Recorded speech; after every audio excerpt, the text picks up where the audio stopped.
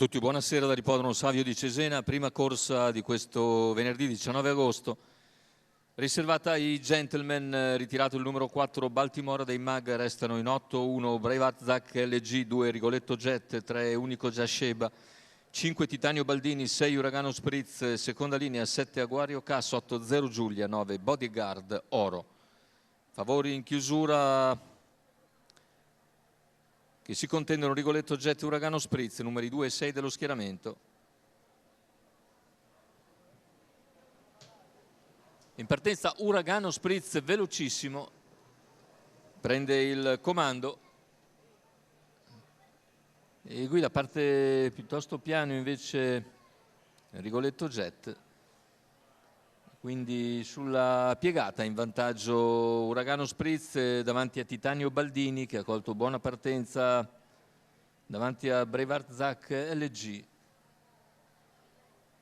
Gli altri a seguire, intanto 15,3 per i 200 iniziali, con Uragano Spritz che completa il quarto iniziale in 32. Sulla piegata mantiene 2 lunghezze di margine Uragano nei confronti di Titanio Baldini, più indietro Braveheart Zac LG, poi gli altri a completare i primi 600 con Unico Giasheba che cerca di avanzare all'esterno. Dopo i primi 600 in 45,9 ha tenuto andatura sollecita, tanto viene anticipato però il numero 3 Unico Giasheba da Aguario Cass che ha spostato all'esterno e ora progredisce, cerca di portarsi sui primi. Sempre in vantaggio Uragano Spritz su Titanio Baldini, all'altezza del chilometro Titanio Baldini sposta, va su Uragano Spritz e lo trova in difficoltà già a 500 dalla conclusione, quindi Titanio Baldini che prende vantaggio, inseguito da Aguario Cass, cede invece Uragano Spritz, 400 alla conclusione. Aguario Cass sulle tracce di Titanio Baldini che ha ancora una lunghezza e mezza da gestire a metà della curva conclusiva.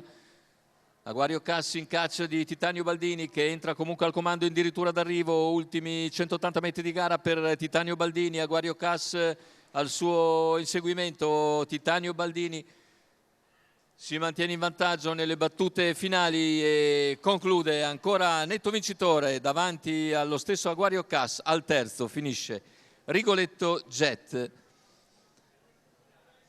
1:15,4 il ragguaglio conclusivo con un doppio 30,1 a chiudere. Titanio Baldini a grossa quota viene a vincere 26 a quota fissa per l'allievo di Carlo Ballotta, che viene a vincere davvero molto bene nei confronti di Aguario Cass. Il training è quello di Giuseppe Ballotta per conto della signora Patrizia Giordani. Quota di 26 a quota fissa era dopo Braveheart Zac LG, l'altro outsider della corsa. Bel primo piano per Titanio Baldini e Claudio Ballotta.